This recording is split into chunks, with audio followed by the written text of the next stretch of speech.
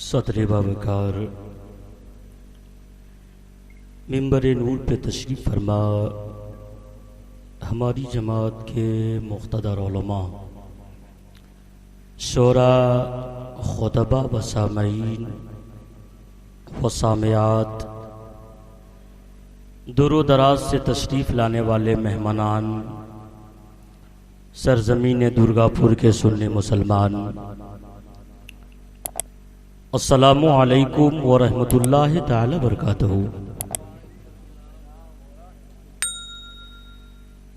الحمد للہ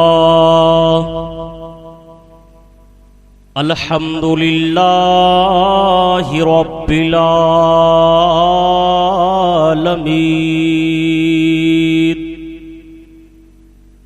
والعاقبۃ للمتقین والصلاة والسلام على من كان نبيا آدم بين الماء والتين وعلى آله وصحبه أجمعين، أما بعد فأعوذ بالله من الشيطان الرجيم، بسم الله الرحمن الرحيم، فانكحوا ما طاب لكم من النساء مثنى ثلاث ورباع، فإن خفتم ألا تعدلوا فواحدا، آمنت بالله صدق الله المولانا العظيم، وبلغنا رسوله النبي الأمين المتين المبين الكريم، والحمد لله رب العالمين۔ بادہ توحید کے مت والو، شمع رسالت کی پروانوں، اولیاء امت کی جانثارو، پیارے آقا صلی اللہ تعالی علیہ وآلہ وسلم کی پیاری امتیوں، آئیے ہم اور آپ سب سے پہلے اس آقا نامدار مدنی تاجدار، ہم غریبوں کے آقا و داتا، مکے کے سردار، مدینے کے تاجدار، دونوں عالم کے مالک و مختار جناب احمدی مجتبی محمد مصطفیٰ عربی روح فدا صلی اللہ تعالی علیہ وآلہ وسلم کی بارگاہ گوہر بار میں پورا مجمع ایمانداری کے ساتھ نبی اور آل نبی کی بارگاہ میں جھوم کر پڑھیں درود پاک، اللہم صلی علی سیدنا و شفیعنا نبینا مولانا محمد بارک وسلم، صلو علیہ صلاۃ سلام علیک یا رسول اللہ صلی اللہ تعالی علیہ وسلم۔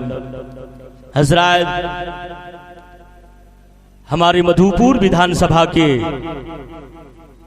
علماء، شعراء، خطباء، نقبہ سے آپ نے ان تمام علماء کے ہنر کو اچھی طرح سے آپ نے سنا، دیکھا، اپنی آنکھوں سے مشاہدہ کیا۔ میں اگر سارے علماء کا اگر آپ کو نام بتاؤں تو وقت جو میرے پاس ہے وہ وقت کہیں ایسا نہ ہو کہ کم معلوم ہو جائے۔ اپنے ماتھے کی نگاہوں سے دیکھ رہے منبر شریف پر آپ کے خطیب و امام اور آپ کے سابق امام نقیب اعظم ہندوستان حضرت مولانا غلام حسین صاحب کی بلا ساتھ ہی ساتھ محب محترم حضرت العلامہ حضرت علامہ شفاء اللہ صاحب قبلہ ثقافی تشریف فرما ہیں، مداح رسول جناب بلبل مدھو پوری صاحب قبلہ، ساون مدھو پوری جناب رضا اللہ انجم صاحب قبلہ، عاشق حسین صاحب قبلہ، ان سارے شورا حضرات علماء کرام سے آپ نے کچھ سننے کی کوشش کیا ہے۔ حضرات تھوڑی دیر آپ مجھ کو برداشت کریں، میں زیادہ وقت آپ کا نہیں لوں گا، کیونکہ آج اگر آپ نے رات بھر شب بیداری کرنے کی کوشش کیا تو کل آنے والے مہمانوں کا ویلکم، استقبال، سواگت، خیر مقدم، باراتوں کی شکل میں مہمان آئیں گے، ان کا بھی استقبال کرنی ہے۔ اس لیے بہت زیادہ دیر تک آپ لوگوں کو پریشان نہیں کیا جائے گا۔ جتنے لوگ اس محفل میلاد پاک میں تشریف فرما ہیں، سب سے پہلے اللہ تعالیٰ کی بارگاہ میں دعا کریں کہ اللہ تعالیٰ ان جوڑوں کو حضرت آدم و حوا کی طرح زندگی اللہ گزارنے کی توفیق عطا فرما دے۔ جن کی شادی ہونے والی ہے، اللہ تعالیٰ ان دونوں جوڑوں کو حضرت مولا علی اور فاطمۃ الزہرا کے نقش قدم پر زندگی گزارنے کی توفیق عطا فرما۔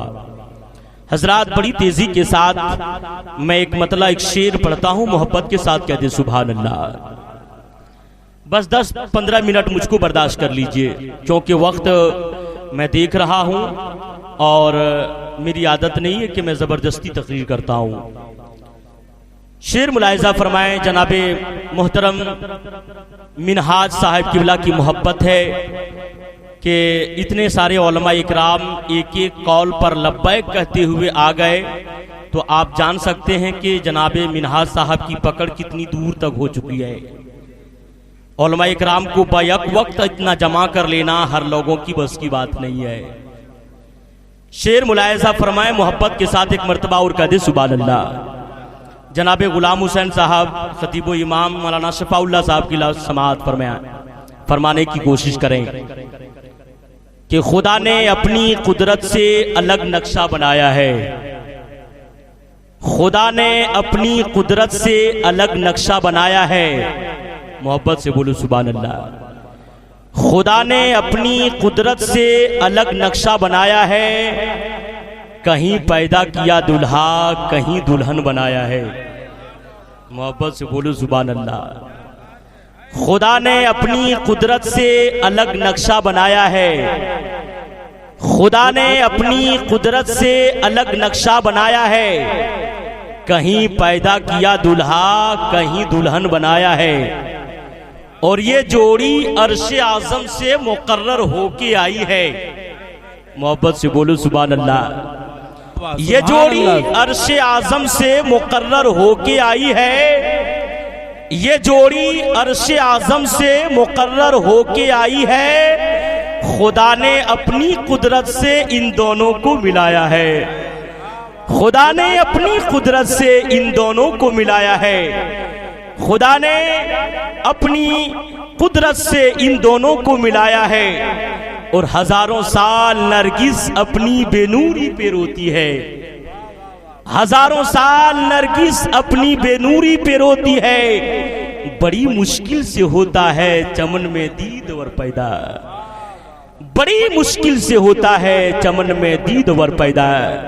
حضرات میں نے بہت ہی مشہور و معروف آیت مقدسہ پڑھنے کی کوشش کیا ہے۔ قرآن پاک پارہ نمبر 4 رکوع نمبر 11 آیت نمبر 6 ترجمہ کنز الایمان ملاحظہ کرو۔ وقت اگر زیادہ لگنے لگے تو میں اپنی تقریر کو سمیٹنے کی کوشش کروں گا، لیکن میں ایک دو حدیث ضرور آپ کو سناؤں گا۔ تھوڑی دیر مجھ کو برداشت کریں گے نا؟ محبت کے ساتھ کہہ دو سبحان اللہ۔ اللہ تبارک و تعالی قرآن پاک میں ارشاد فرماتا ہے، فَانْكِحُوا مَا طَابَ لَكُم مِّنَ النِّسَاءِ مَثْنَىٰ وَثُلَاثَ وَرُبَاعَ فَإِنْ خِفْتُمْ أَلَّا تَعْدِلُوا فَوَاحِدَةً۔ اس کا سیدھا سادھا ترجمہ معنی مطلب مفہوم یہ ہے، اللہ رب العزت ارشاد فرما رہا ہے کہ تمہیں یعنی عورتوں میں سے جو تمہیں اچھی معلوم ہو ان میں سے 2 3 4 کے ساتھ نکاح کر لو۔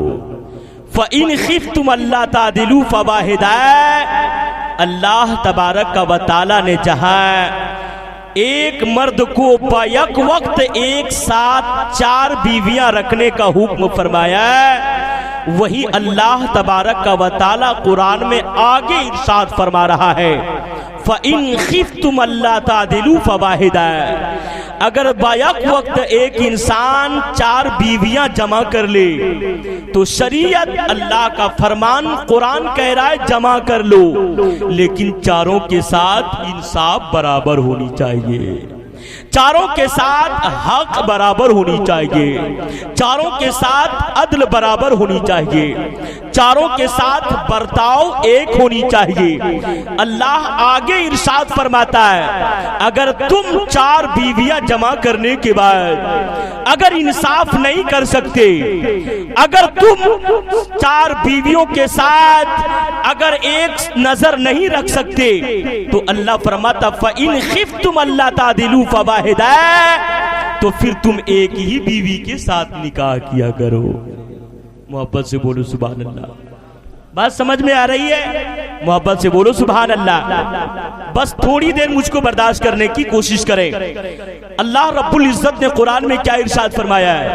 فَانْكِحُوا مَا طَابَ لَكُمْ، پس تم نکاح کرو عورتوں میں سے جو تمہیں اچھی معلوم ہو، جو تمہیں بھلی معلوم ہو، جو تمہیں خوبصورت معلوم ہو۔ آج ہمارے معاشرے میں ایسا ہوتا ہے کہ اگر کوئی انسان عقد نکاح کرنے کی خواہش کرتا ہے اور اپنی بیوی ہونے والی بیوی کو اگر اپنے سے جا کر دیکھتا ہے تو زمانہ کہتا ہے یہ انسان کتنا پاگل ہو گیا ہے، یہ انسان کتنا دیوانہ ہو گیا ہے، یہ انسان کتنا مجنون ہو گیا ہے۔ اس انسان کو ایسا سلوک نہیں کرنا چاہیے، اس انسان کو ایسا کام نہیں کرنا چاہیے۔ لیکن مجھ سے پیشتر خطیب اعظم ہندوستان حضرت علامہ ثناء اللہ صاحب قبلہ ازہر نے فرمایا ہے کہ قرآن ایک ایسی کتاب ہے کہ اگر تم قرآن کی تلاوت کرو گے تو تم فلاح و بہبود حاصل کر لو گے۔ اے میری قوم کے مسلمانوں، اسی قرآن میں تو اللہ ارشاد فرما رہا ہے فَانْكِحُوا مَا طَابَ لَكُمْ، کہ پس تم عورتوں میں سے نکاح کرو جو تمہیں اچھی معلوم ہو، جو تمہیں بھلی معلوم ہو، جو تمہیں خوبصورت معلوم ہو۔ ایسا تو قرآن نے نہیں فرمایا کہ بغیر مرضی کے، بغیر خواہش کے، بغیر چاہنے کے بھی بلبوتے پر تم نکاح کر لو، بلکہ اللہ نے فرمایا ہے جس سے تمہارا دل لگ جائے، جس سے تمہاری خواہش پوری ہو، جو تمہارا دل قبول کر لے، اس سے تم نکاح کیا کرو۔ اللہ نے صاف اعلان فرما دیا ہے، کہیں آپ کو ایسی باتوں میں الجھا کر ہم انسانوں کو اللہ نے نہیں رکھا ہے، بلکہ صاف صاف اعلان فرما دیا ہے کہ تمہیں جو پسند ہو تم نکاح کرو۔ کتنے کے ساتھ؟ 1 2 3 4 بیک وقت ایک ساتھ ایک مردوں کے اندر 4 بیویاں رکھنے کا حکم دیا۔ آپ کے ذہن میں سوال پیدا ہوگا مولانا صاحب یہ کیا بات ہے کہ ایک مرد کو 4 بیویاں رکھنے کا حکم ہے، لیکن کیا ایک عورت 4 مرد رکھ سکتا ہے؟ کیا اس کی اجازت شریعت نہیں دیتی؟ ہماری قوم کی ماں بہنیں بھی بیٹھی ہیں، اگر وہ میری باتوں کو سن رہی ہوں گی تو انہیں شاید اس بات کا احساس ہو جائے گا کہ اللہ نے قرآن میں فرمایا ایک مرد بیک وقت ایک ساتھ 4 بیویاں رکھ سکتا ہے، تو کیا شریعت میں اجازت ہے کہ ایک عورت بیک وقت 4 مرد رکھ سکتا ہو؟ اگر میں اس کی پوری ڈیٹیل اور پوری وضاحت کروں تو شاید وقت اور گھنٹے لگ جائیں گے، لیکن انشاءاللہ کبھی کبھار موقع مل گیا تو میں آپ کو پوری اچھی طرح سے سمجھانے کی کوشش کروں گا۔ میں بڑی تیزی کے ساتھ اپنے آپ کو تیار کر رہا ہوں۔ میں آپ کو ایک بات بتا دوں کہ اللہ نے نے ایک مرد کو 4 بیویاں رکھنے کا حکم کیوں دیا؟ میں ایگزامپل ایک مثال دے دوں، اس کے بعد آگے جانے کی کوشش کرو۔ جیسے ابھی ہم اور آپ ایک جگہ بیٹھے ہیں، یا سمجھ لیجئے یوں کہ ایک باپ کا 5 بیٹا ہے، ان میں سے 5 بیٹے طاقت میں برابر نہیں ہو سکتا ہے۔ بات سمجھ رہے ہیں؟ ایک باپ کا اگر 4 ہی بیٹا ہے، 4 بیٹے کی طاقت برابر نہیں ہو سکتی ہے۔ جو بڑا بیٹا ہے ہو سکتا ہے اس سے دوسرے والا جو بیٹا ہے بڑے والے سے زیادہ طاقت رکھتا ہو سکتا ہے بڑے سے زیادہ تیسرا والا رکھتا ہو، تیسرے سے زیادہ ہو سکتا ہے چوتھا والا رکھ سکتا ہو۔ ایسے ہی انسان کو اللہ نے روئے زمین پر پیدا فرمایا تو ہر انسان کو طاقت برابر نہیں دیا، بلکہ کوئی کمزور ہے تو کوئی پہلوان ہے، کوئی طاقتور ہے، کوئی ہمت والا ہے، کوئی اتنی قوت والا ہے جس کے اندر اللہ رب العزت نے ہمارے اندر خواہشات نفسانی کو نہیں ڈالا، بلکہ اللہ نے جب حضرت آدم علیہ السلام کی تخلیق فرمائی، اللہ نے حضرت آدم کے جسم میں خواہشات نفسانی کو ڈال دیا تھا۔ اب ہم اور آپ ان کی اولاد ہیں، ہم اور آپ ان کی اولاد ہیں، تو بظاہر بات تو سچ ہے کہ ہمارے اندر بھی خواہشات بڑھ سکتی ہے۔ اسی لیے اللہ نے فرمایا اگر تمہارے اندر طاقت زیادہ ہے اور ایک بیوی سے تمہاری تسلی نہیں ہوتی ہے، ایک سے تمہاری خواہشات پوری نہیں ہوتی ہے، ایک کے ساتھ اگر تمہاری خواہشات تکمیل نہیں ہوتی ہے تو پھر تم 2 نکاح کر لو۔ تم اس سے اگر 2 سے بھی تمہاری خواہشات پوری نہیں ہوتی ہے تو 3 کر لو، 4 کر لو، لیکن اپنے جسم کو کبھی داغدار مت کرنا، کبھی گناہوں کے قریب جانے کی کوشش مت کرنا، ورنہ یہی بندہ کل قیامت کے دن کہتا پروردگار تو نے ایک ہی عورت کے ساتھ نکاح کرنے کا حکم دیا تھا، اب میں اس سے خواہش پوری نہیں ہوئی، جس کی بنا پر میں گناہ کر لیا، میں نے خطا کر لیا، میں نے بدفعلیاں کر لی، میں نے زنا کر لیا۔ اسی لیے اللہ نے فرمایا 4 بیویوں کے ساتھ تم نکاح کر لو، لیکن زنا کے قریب مت جانا، بدکاریوں کے قریب مت جانا، گناہ کرنے کے قریب مت جانا، کیونکہ اللہ کے نبی کی حدیث ہے النکاح من سنتی فمن رغب عن سنتی فلیس منی۔ میرے آقا نے فرمایا نکاح کرنا میری سنت ہے، اور میری سنت سے جس نے انکار کیا وہ مجھ سے نہیں ہے۔ اب میری قوم کے مسلمانوں ایک بات اور بتا دو کہ یہ شادی کیا ہے؟ ہم اور آپ آج کے اس پروگرام میں، آج کے اس میلاد پاک میں شادی کے متعلق بیٹھے ہوئے ہیں۔ میں آپ کو بتاؤں شادی ایک ایسی چیز ہے کہ انسانوں کے پھسلتے ہوئے قدموں کو صراط مستقیم پر گامزن کر دیتی ہے۔ شادی ایک ایسی چیز ہے کہ بدکاری میں غوطہ زن آدمیوں کو قید کر دیتی ہے۔ شادی ایک ایسی چیز ہے کہ زانی اور زانیہ کے پیروں میں زنجیریں پہنا دیتی ہے۔ شادی ایک ایسی چیز ہے کہ ضلالت و گمراہی کے گڈھوں میں بھٹکنے والوں کے لیے مشعل راہ بن جاتی ہے۔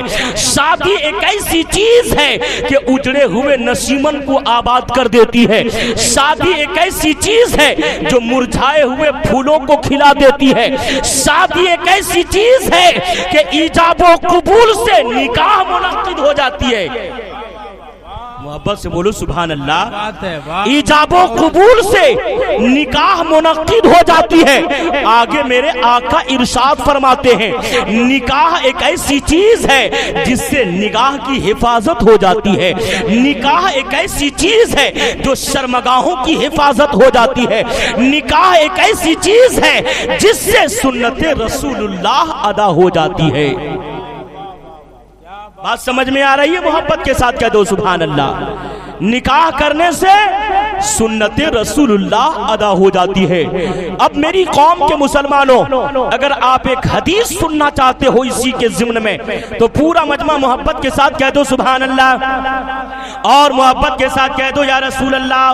توجہ کے ساتھ سنو اللہ اللہ، میری قوم کی ماں بہنیں آپ بھی سنو، میرے جوانوں آپ بھی سننا توجہ کے ساتھ سنو۔ میرے آقا کونین صلی اللہ تعالی علیہ وسلم مسجد نبوی میں تشریف فرمائے۔ کہاں تشریف فرمائے؟ زور سے بولو۔ مسجد نبوی میں تشریف تشریف فرما ہے۔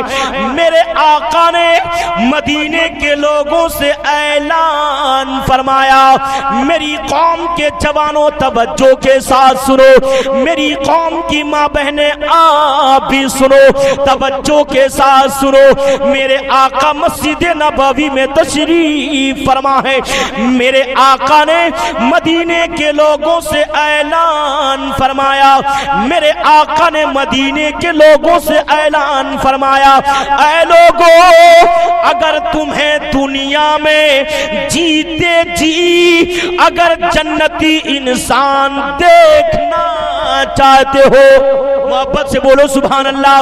میرے آقا نے فرمایا، اے لوگو اگر تم دنیا میں رہ کر جنتی انسان دیکھنا چاہتے ہو، اگر کسی کے دل میں خواہش ہے کہ دنیا میں رہ کر میں جنتی انسان کا دیدار کر لو، تو اس لوگوں نے کہا، صحابہ نے فرمایا ہاں یا رسول اللہ، دنیا میں رہ کر میں جنتی انسان دیکھنا چاہتا ہوں۔ تو میرے آقا نے فرمایا، او لوگو اگر جنتی انسان تم میں سے کسی کو دیکھنا ہو تو وہ حضرت ابو بکر صدیق کو دیکھ لیں، وہ حضرت عمر کو دیکھ لیں، وہ حضرت عثمان کو دیکھ لیں، وہ حضرت علی کو دیکھ لیں، وہ حضرت طلحہ کو دیکھ لیں، وہ حضرت زبیر کو دیکھ لیں، وہ حضرت سعد کو دیکھ لیں، وہ حضرت سعید کو دیکھ لیں، وہ حضرت عبد الرحمن کو دیکھ لیں، وہ حضرت ابو عبیدہ ابن جراح کو دیکھ لے۔ نعرے تکبیر، نعرے رسالت، مسلک اعلی حضرت۔ اب میری قوم کی ماں بہنیں آپ بھی سنو، جو حدیث میں سنانا چاہتا ہو، جو حدیث میں آپ کو بتانا چاہتا ہو، میری قوم کے مسلمانوں، میرے آقا زمین پر پوری دنیا کے لیے نبی بن کر کے آئے۔ جیسے ہم مردوں کے لیے میرے آقا نبی ہیں، ویسے ہی میرے نبی کافروں کے لیے بھی نبی ہیں، ویسے ہی عورتوں کے لیے بھی نبی ہیں، ویسے ہی میرے آقا جانوروں کے لیے بھی نبی ہیں۔ لیکن میری قوم کی ماں بہنیں سوچتی ہوں گی، میری قوم کی ماں بہنوں کے اندر یہ بات خیال آتا ہوگا کہ جیسے نبی کونین کو یہ جوان لوگ مانتے ہیں، نبی سے محبت کرتے ہیں، نبی سے الفت کرتے ہیں، اسی طرح تو ہم لوگ بھی نبی سے محبت کرتے، نبی سے الفت کرتے۔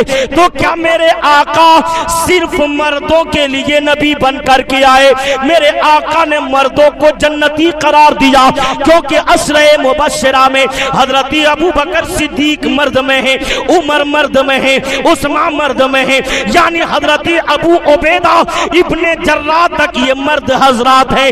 میری قوم کی ماں بہنوں، میں آپ کو بتانا چاہتا ہوں، شاید آپ کی سماعتوں نے ایسی حدیث نہیں سنا ہوگا، توجہ کے ساتھ سنو، ایمان تازہ ہو جائے گا۔ میری قوم کی ماں بہنیں نہ گھبراؤ، میرے آقا نے عورتوں کے لیے بھی اعلان فرمایا، او میرے صحابہ ان عورتوں کو جنت کی بشارت دے دو، ان عورتوں کو جنت کا مژدہ سنا دو، ان عورتوں کو جنت کی خبریں سنا دو۔ اتنا کہنا ہی تھا، صحابہ نے عرض کیا یا رسول اللہ عورتوں میں سے کون عورتیں جنتی ہیں؟ تو میں کہوں تو مت مانو، حدیث کہے اس کو قبول کر لو۔ حدیث سنو گے محبت کے ساتھ کہہ دے سبحان اللہ۔ نہیں سنیں گے؟ ایک حدیث سن لیجئے، محبت کے ساتھ کہہ دو سبحان اللہ، مسکرا کر کہہ دیں یا رسول اللہ۔ اس حدیث پاک کے راوی کون ہیں؟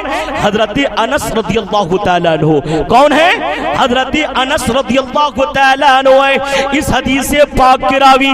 توجہ کے ساتھ سنو، اللہ اللہ، میرے آقا حدیث بیان کرتے، قال النبی صلی اللہ تعالیٰ علیہ وسلم، المرأة اذا سلت خمسها وصامت شهورها وحافظت فروجها وإطاعت جوزها تدخل من أي باب شاءت من أبواب ابواب الجنہ الی آخر الحدیث.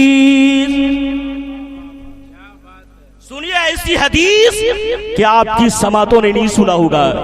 میرا دعویٰ ہے، سنو میری قوم کی ماں بہنیں، میرے آقا کونین صلی اللہ تعالی علیہ وسلم ارشاد فرماتے، اس حدیث سے پاک کے راوی کون ہیں؟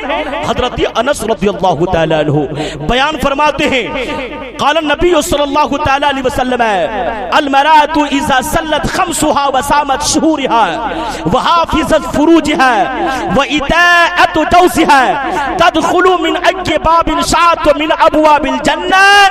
میرے آقا ارشاد فرماتے، او میرے صحابہ ان عورتوں کو جنت کی بشارت دے دو، ان عورتوں کو جنت کی مژدہ سنا دو، ان عورتوں کو جنت کے بارے میں بتا دو. میرے آقا کی بارگاہ میں صحابہ نے عرض کیا، یا رسول اللہ کن عورتوں کو جنت کا مژدہ سنا دوں، کن عورتوں کو جنت کی بشارت دے دوں؟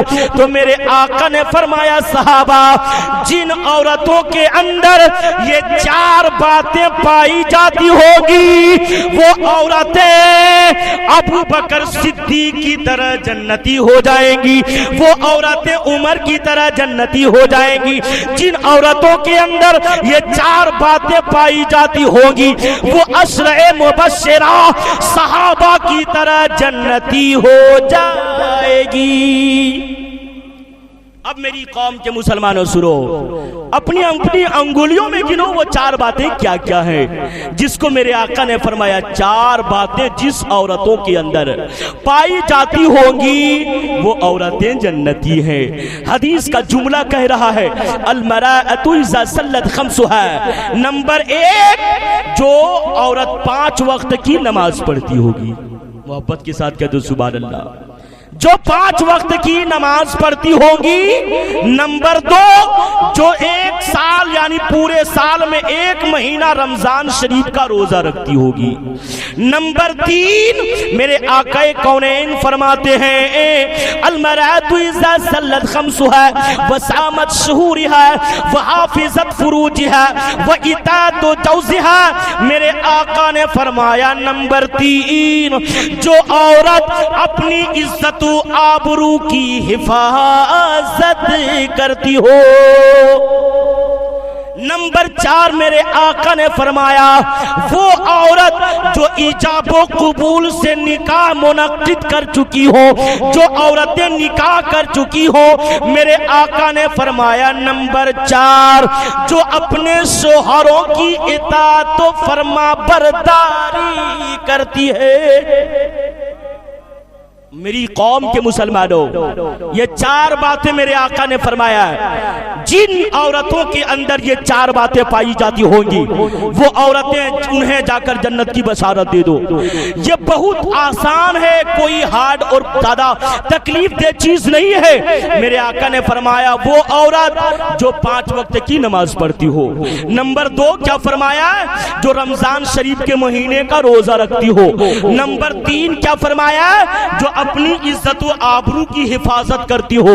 نمبر 4 جو اپنے شوہروں کی اطاعت و فرما برداری کرتی ہوگی.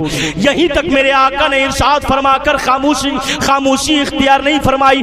میرے آقا نے آگے ارشاد فرمایا، میرے آقا ارشاد فرماتے ہیں کہ وہ عورتیں جن کے اندر یہ 4 باتیں پائی جاتی ہوں گی وہ عورتیں جنت کے 8 دروازوں میں سے جس دروازے سے چاہے جنت میں داخل ہو جائے. اس حدیث سے دوسری بات یہ معلوم ہوتی ہے کہ ہم نے جنت کا نام تو سنا ہے لیکن جنت کے دروازے کتنے ہیں؟ 8 دروازے ہیں. محبت سے بولو سبحان اللہ. جنت کے کتنے دروازے ہیں؟ 8 دروازے ہیں. جیسے ایک یہ محل ہے، ایک گھر ایک مکان ہے، اس مکان کے اندر آنے کے لیے ہم نے آپ نے 8 دروازے کو رکھا ہے، تو کوئی انسان کسی بھی دروازے سے آئے گا تو اسی گھر میں آئے گا، اسی محل میں آئے گا، اسی مکان میں آئے گا۔ لیکن میرے آقا کائنات کے پیارے دیوانوں، میرے آقا کائنات کے چاہنے والی میری قوم کی ماں بہنیں، اللہ کے نبی نے عورتوں کے لیے کتنا بڑا مژدہ اور ہمیں اور آپ کو خبر سنا دی کہ آج ہماری قوم کی ماں بہنیں معلوم ہے، آج تو ہماری قوم کی ماں بہنیں نماز پڑھنے سے دور ہیں، اپنے شوہروں کی اطاعت و فرما برداری کرنے سے دور ہیں، اور حد تو یہ ہے کہ رمضان شریف چاہے وہ کوئی بھی روزہ ہو، ہم لوگ رکھنے کی کوشش نہیں کرتے ہیں اور اپنی عزت و آبرو کی حفاظت نہیں کرتے ہیں۔ ہماری قوم کی بیٹیاں غور سے سنو، آج جس قوم کی بیٹیوں نے، آج ہماری قوم کی بیٹیوں نے اپنی عزت کو بچا لیا ہے، آج ان کے خاندان کو دنیا سلام کرتی ہے، آج دنیا ان کے لوگوں کا نام چرچا کرتی ہے۔ لیکن آج ہماری قوم کی بیٹیوں نے آج سوشل میڈیا کے ذریعے، اخبارات کے ذریعے، پیپروں کے ذریعے، واٹس ایپ کے ذریعے سے آپ کو سننے کو ملتا ہوگا کہ کوئی ایسی جگہ ہے جہاں پر عورتیں صرف اور صرف موبائل کے ذریعے سے، ہماری قوم کی بیٹیاں اپنی مرضی سے نکاح کرتی چلی جا رہی ہے، رسم و رواج کے خلاف کرتی جا رہی ہے، اپنی عزت کو عزت نہیں سمجھتی، وہ سمجھتی ہے کہ میں جوان ہو چکی ہوں، میں جوان ہو چکا ہوں۔ باپ بیٹا بھی یہی سمجھتا ہے، بیٹیاں بھی یہی سمجھتی ہیں۔ لیکن میری قوم کے جوانوں خبردار، کبھی اپنے والدین کی عزت کو ناموس سے رسالت کی طرح اپنے ماں باپ کی عزتوں کو مسمار کرنے کی کوشش مت کرو، کیونکہ جب تمہیں اللہ نے انسان پیدا کیا تو تمہارے ساتھ اللہ نے تمہارا جوڑا بھی پیدا فرما دیا ہے۔ تمہاری عمر ہو جائیں گی، سننے بلوغیت تک پہنچ جاؤ گے، تمہارا عقد نکاح کر دیا جائے گا، اپنے ماں باپ کی مرضی پر تم نکاح کرو، ورنہ جب سننے بلوغیت تک انسان پہنچ جاتا ہے تو مرضی ہو جاتی ہے۔ لیکن ہمارا اور آپ کا دستور تو یہی ہے کہ ہم اپنے ماں باپ کی مرضی پر کریں، اپنے قدم کو بغیر اجازت کے نہ شریعت کے خلاف نکالنے کی کوشش کریں، نہ سوسائٹی کے خلاف نکالنے کی کوشش کریں، نہ خاندان کے ناموں کو مٹانے کی کوشش کریں، ورنہ میری قوم کے مسلمانوں، آج ہماری قوم کی بیٹیاں جنتی ہو سکتی ہیں، لیکن آج ہماری قوم کی مائیں بے پردہ ہو کر گھومنے کو عام سمجھ لی ہے۔ آج ہماری قوم کی عورتوں نے، ہماری قوم کی ماؤں نے اپنے سروں پر دوپٹہ رکھنے کی تو دور کی بات ہے، زمانے کے لوگوں کو دیکھتی ہیں تب شرم و حیا سے اپنے آنچلوں کو سر پر اٹھا لیتی ہیں۔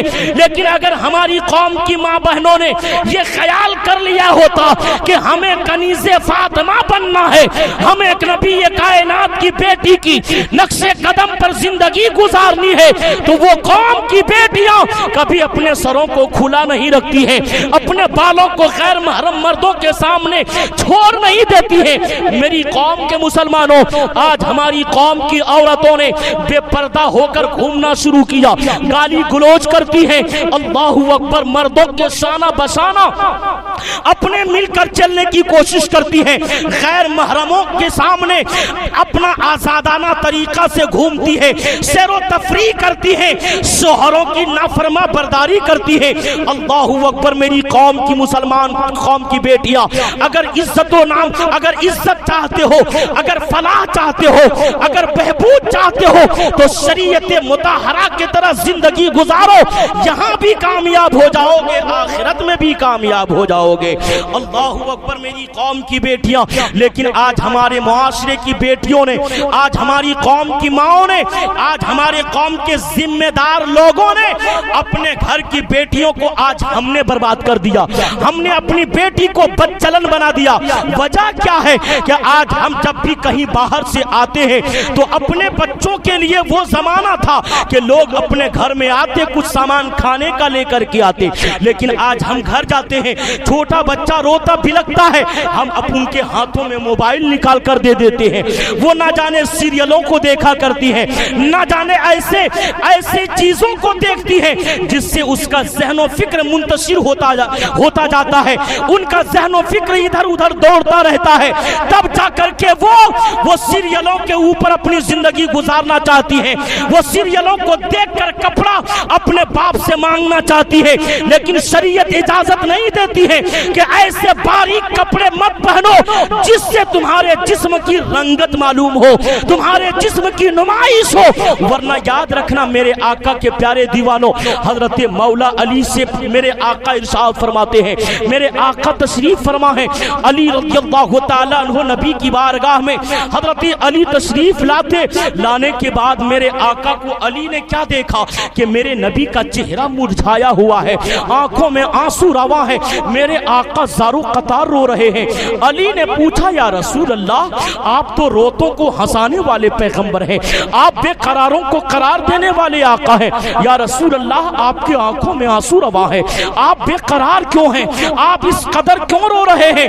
اللہ اکبر، میرے آقا ارشاد فرماتے علی میں رب کے حکم سے معراج میں گیا، میں نے جنت کا سیر کیا، تفریح کی، بہت خوش ہوا، لیکن اے علی جب میں نے جہنم کا نظارہ کیا تو میں نے جہنم میں کیا دیکھا، ایک عورت ہے جس کو بال کے ذریعے سے زمین و آسمان کے درمیان لٹکا دیا گیا ہے۔ حضرت مولا علی فرماتے یا رسول اللہ وہ کون عورتیں تھی جس کو بال کے ذریعے سے زمین و آسمان کے درمیان معلق رکھا گیا ہے، اس عورت کو لٹکایا گیا ہے؟ حضرت علی پاک نے پوچھا یا رسول اللہ وہ کون ہے؟ تو میرے آقا ارشاد فرماتے علی جاننا چاہتے ہو وہ عورت کون ہے؟ میرے نبی فرماتے یہ وہ عورت ہے جو اپنے بناؤ سنگار کر کے گھر سے باہر نکلتی تھی تو اپنے سروں پر کبھی دوپٹہ یا آنچل نہیں رکھا کرتی تھی، غیر محرم مردوں کے سامنے جایا کرتی تھی۔ یہی وجہ ہے کہ اللہ رب العزت نے جہنم میں ڈالنے کے بعد بھی یہ سزا اسے دیا گیا ہے۔ اے میری قوم کی ماں بہنیں، جب اتنی سزا اتنا عذاب دیا جاتا ہے تو ہم اور آپ کیوں نہ شریعت کے مطابق زندگی گزارے؟ حضرت علی نے دوسرا سوال کیا یا رسول اللہ آپ رو رہے ہیں، کیا اور کوئی باتیں ہیں؟ میرے آقا کائنات نے فرمایا اے علی میں نے ایک منظر اور دیکھا جسے دیکھنے کے بعد جسم میں کپ کپی تاری ہو گئی۔ میرے آقا فرماتے ہیں علی جاننا چاہتے ہو میں نے ایک عورت کو دیکھا جس کی زبان کو آگ کی کینچیوں سے کاٹا جا رہا ہے۔ اللہ اکبر، میری قوم کی شہزادیوں، میری قوم کی ماں بہنیں، میری قوم کے جوانوں سنو، میرے آقا نے فرمایا علی میں نے ایک منظر دیکھا ہے جسے دیکھنے کے بعد جسم کے رونگٹے کھڑے ہوتے ہیں۔ میں نے ایک عورت کو دیکھا جس کی زبان کو آگ کی کینچوں سے کاٹا جا رہا ہے۔ میرے آقا کی بارگاہ میں علی نے پوچھا یا رسول اللہ وہ کون عورتیں ہیں؟ میرے آقا فرماتے ہیں یہ وہ عورتیں ہیں جو اپنی آواز کو اپنے گھر کے چہار دیواری سے باہر کیا کرتی تھی۔ یعنی شریعت اجازت دیتی ہے کہ عورت صرف ذات کی عورت نہیں ہے بلکہ عورت کا بولنا بھی عورت ہے، عورت کی زبان بھی عورت ہے، عورت کا ہاتھ بھی عورت ہے، عورت کا کان بھی عورت ہے، عورت کا پیر بھی عورت ہے۔